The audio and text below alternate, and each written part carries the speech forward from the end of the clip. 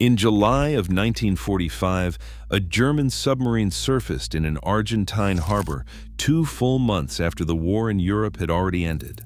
When naval officers boarded the vessel, its logbook had been destroyed, 40 of its crew members had vanished without explanation, and every cargo hold had been scrubbed clean. The men who remained said almost nothing useful. For 80 years, that was where the story stopped. Then, in 2025, divers cut into a compartment that had been welded shut from the inside, and they pulled out a passenger log with 61 names. 9 of those names are American. If you think you know how the fall of the Third Reich played out, you have not heard what this river just surrendered. The location matters more than most people would assume. The Rio de la Plata is the widest river estuary on the planet. It separates Argentina from Uruguay, and near its mouth, close to the city of Mar del Plata, the water runs cold, murky, and deep enough to bury just about anything. That estuary has a long history of keeping secrets. Fishermen had been catching their nets on something hard and metallic down there since the early 1960s. Local divers knew something was sitting on the bottom. The Argentine Navy had cataloged the contact decades earlier. Everyone assumed it was routine wartime wreckage, a stripped hull, a broken vessel long since emptied of anything that mattered. Not one of those assumptions turned out to be correct. In 2024, a coastal infrastructure team was commissioned to map the seabed ahead of a proposed port expansion. They were not looking for history. They were surveying sediment depth and rock formations. The sonar system they deployed was a modern multi-beam array capable of producing 3-dimensional maps of the ocean floor at centimeter-level resolution. Earlier surveys had flagged anomalous contacts in this stretch of water, but could never distinguish a submarine hull from a natural geological feature with any certainty. This system could. What it returned was not ambiguous. It was the unmistakable outline of a submarine, largely intact, resting at a slight angle on the estuary floor with her hull still holding its shape after 8 decades underwater. The survey team applied for excavation permits. Those permits took 14 months to process, which, given the sensitivity of what they were requesting, is actually remarkable speed for Argentine bureaucracy. In late March of 2025, a joint team of marine archaeologists and technical divers affiliated with the Argentine Secretariat of Culture and the independent deep-sea survey firm Patagonia Submarina entered the water. What they found at the conning tower brought the entire operation to a halt. The forward hatch had been welded shut from the inside, not bolted, not sealed with a standard locking mechanism. Welded. Someone had closed this submarine deliberately, carefully, and from within. That is not what a crew does when they scuttle a boat in a hurry. That is not what defeat looks like. 530 was a Type 9C, a long-range boat engineered for extended ocean patrols. She could cross the Atlantic without resupply. She was commissioned in October 1942 under the command of Kapitänleutnant Kurt Lang, a disciplined officer whose boat was not a celebrated hunter, but a reliable workhorse. She spent the final years of the war conducting operations in the South Atlantic, and her assignments did not always appear in the standard operational logs. That detail matters because it tells you something about the kind of trust placed in her commander. On May 8, 1945, Germany surrendered unconditionally. Grand Admiral Karl Donitz issued a direct order to every remaining submarine in the fleet: surface immediately, raise a black flag, and report to the nearest Allied port. Most captains obeyed within hours. The consequences for refusal were severe, and every officer in the fleet understood that the machinery of the Reich had stopped. There was no strategic reason to keep operating. U-530 did not surface on May 8th. She did not surface on May 15th. She did not surface in June. On July 10, 1945, 63 days after Germany ceased to exist as a functioning state, U-530 appeared at the entrance to the Argentine port of Mar del Plata and surrendered to the local naval authorities. Her commander stated that he had been at sea and had not received the surrender order in time. The Argentines did not buy it. They boarded the vessel immediately, and what they found raised questions that have never received satisfying answers. The logbook was gone. The crew, which should have numbered 55, had been cut down to 15. No one could account for the 40 missing men in any way that satisfied the investigators. The boat had been cleaned, not in the way a crew maintains a vessel during routine service, but cleaned in the way someone removes evidence. Personal effects were almost non-existent. Cargo holds were empty in a manner that clearly indicated deliberate removal rather than simple absence. The hull showed wear patterns far beyond what a vessel would accumulate on a straightforward Atlantic crossing. This boat had been operational for a long time, doing things that were not on any official itinerary. The Argentine government transferred the crew to American intelligence. The interrogations went on for weeks. The transcripts were classified immediately and stayed that way for decades. The portions that were eventually declassified arrived so heavily redacted that entire pages contained nothing but black ink. If this crew had nothing to hide beyond a late surrender and a destroyed logbook, there was no reason to classify those transcripts. There was certainly no reason to keep them sealed for 40 years. American intelligence in the post-war period classified materials for specific documented reasons, and routine, uneventful surrenders did not qualify. The official version of events went like this. Kurt Lang, embarrassed by the fall of the regime he served, simply delayed his surrender out of personal reluctance. The missing crew had been put ashore at an unspecified location before the boat reached Argentina. The destroyed logs were a standard precaution by a defeated officer protecting operational details. Nothing remarkable, just a minor footnote in the broader chaos of Germany's collapse. Historians accepted this for roughly 30 years before the problems became too obvious to ignore. The first problem was the geography. U-530 had been operating in the North Atlantic. Reaching Mar del Plata from the North Atlantic requires deliberate navigation across thousands of miles of open ocean. It demands fuel, planning, and purpose. That is not the course of a vessel drifting toward an inevitable surrender. That is the course of a vessel with a destination already chosen. The second problem was the crew. 40 men do not simply disappear from a submarine. These are not ocean liners with lifeboats and tenders. On a submarine, people leave at a port or they do not leave at all. 15 men arriving on a boat built for 55 means that 40 individuals were offloaded somewhere, and the question of where has never received a formal answer. Argentina had a long coastline, and in 1945, a government whose sympathies toward certain European arrivals were not exactly hidden. The third problem was the classification of the interrogation records. If everything about this surrender was routine, classification was unnecessary.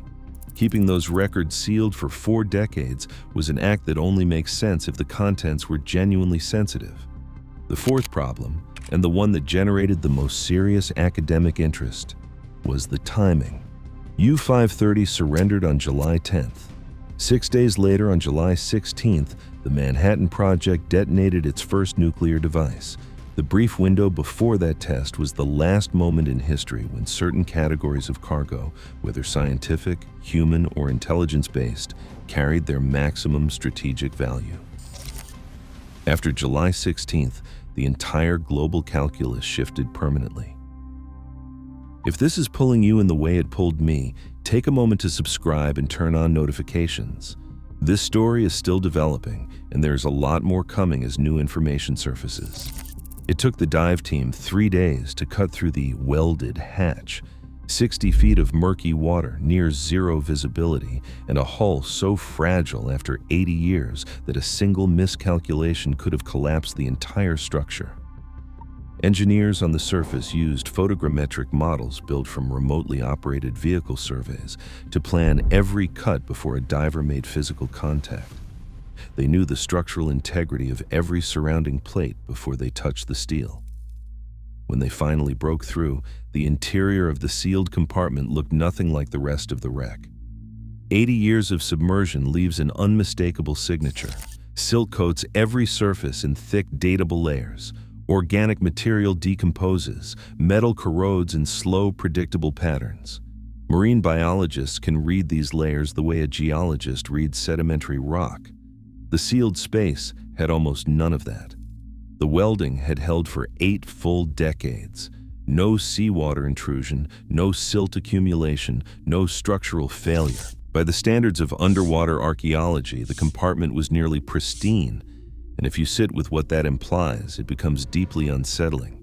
Someone sealed this space, knowing it would need to survive. 5 metal containers were bracketed to the interior bulkhead. 2 had corroded beyond any possibility of recovery. 1 had failed completely, and whatever it once held is permanently lost. But 2 containers had survived. The first held documents wrapped in oilskin. The protective material had degraded over time, but had done its job well enough. Inside were fragile, discolored papers that required immediate conservation treatment. Preliminary assessment identified German operational records and a personal correspondence file containing letters written in at least 3 languages, one of which was English. The second container held a bound ledger, roughly hardcover sized, wrapped in treated canvas layered over additional oilskin. The binding had deteriorated, but the pages had survived. Conservation specialists from the Argentine National Archives spent 3 weeks stabilizing the ledger before it could be safely opened. What they found inside was not a crew manifest. It was not a set of operational orders. It was a passenger log, formatted precisely the way civilian shipping companies documented non-crew embarkations. Each entry recorded a name, a nationality, a point of embarkation, a date, and a reference code that no one has been able to fully decode. 61 entries in total, 9 of them listed American nationality. The nationality designations were confirmed through cross-referencing against formatting conventions found in other wartime documents from the same period. Investigators are confident in those identifications. The names themselves have not been publicly released, pending ongoing verification efforts.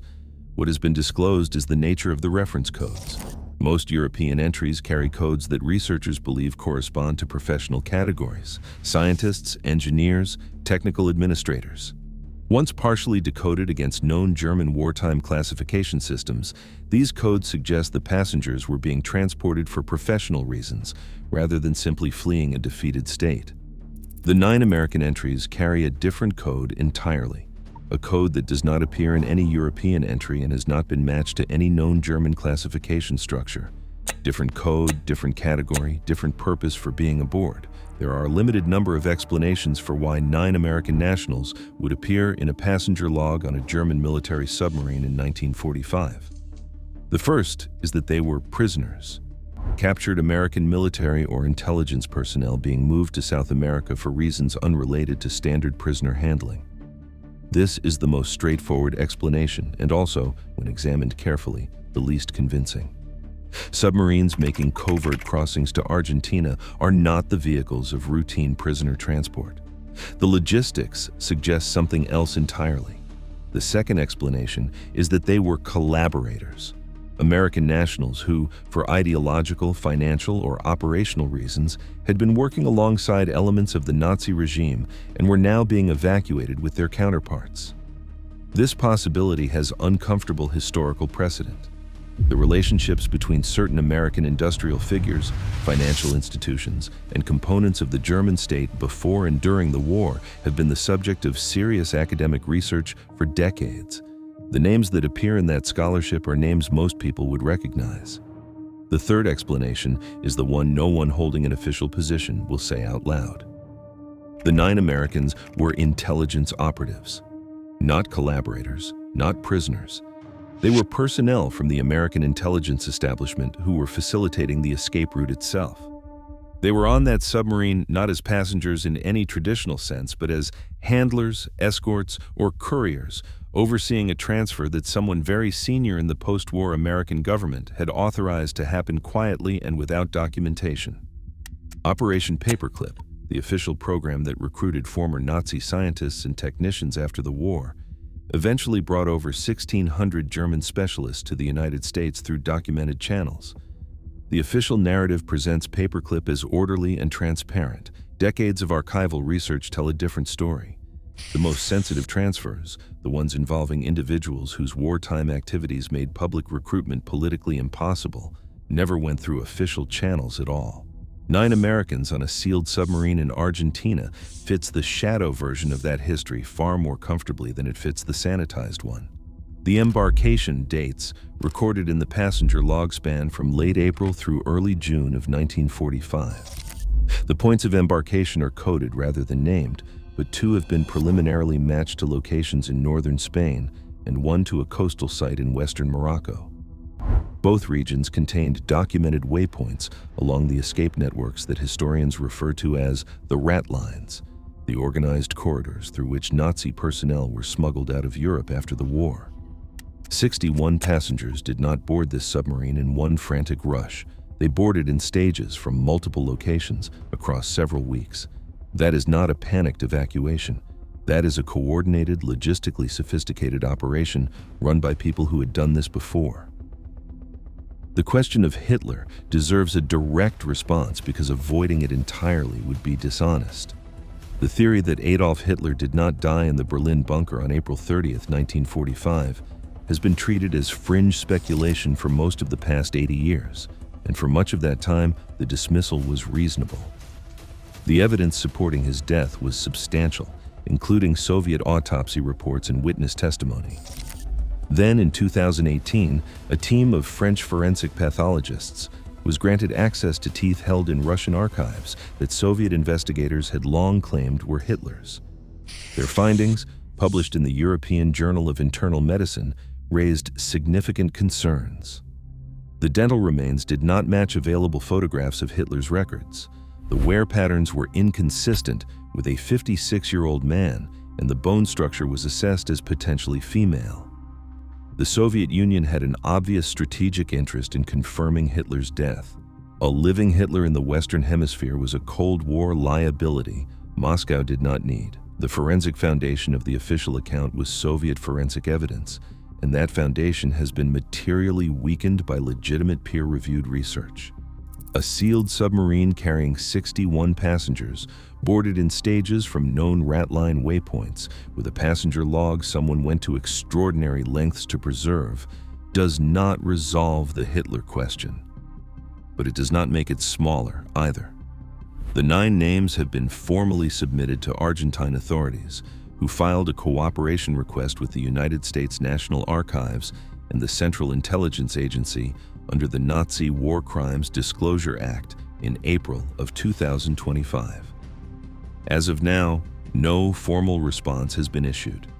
The remaining documents from the first container are still undergoing conservation at the Argentine National Archive and have not been fully assessed. The reference codes are being analyzed by a joint team that includes historians from the University of Buenos Aires, archival specialists from Germany's Federal Archives, and an independent cryptographic analyst whose previous work focused on wartime German administrative coding systems. Progress has been described as ongoing, which in academic language means they are not ready to share what they have found. Jurisdictional questions add another layer of complexity. The wreck sits in Argentine territorial waters. Germany has a legal claim on wartime military records. The United States has an obvious stake in the 9 American names. International maritime heritage law introduces yet another set of competing interests. No one is entirely sure who gets to decide what happens next, and that uncertainty will slow the process considerably. An Argentine naval officer who inspected U-530 upon her arrival in 1945 wrote a single sentence that sat in a Buenos Aires archive for 70 years before anyone paid it attention. The vessel appeared to have been operated with unusual care for a warship in defeat. He noticed everything: the missing crew, the destroyed records, the spotless cargo holds. He documented what he saw, and the system filed it away because 1945 had larger problems than one suspicious submarine in a South American port. That sealed compartment held its contents for 80 years, while the official narrative calcified into accepted history. Hitler died in the bunker. The submarines were all scuttled or surrendered. Everything ended neatly. The physical record keeps suggesting otherwise. A passenger log naming 9 Americans aboard a German military submarine in Argentina is not a theory. It is a document that someone sealed inside a welded steel compartment at the bottom of a river because they believed it needed to survive. The question is no longer whether the evidence exists. It does. The question is whether the governments and institutions that hold the remaining answers will let them surface the way the river finally did. Drop your theory about those 9 names in the comments. Subscribe and hit the bell because this one is still unfolding and there is much more to come as the investigation continues.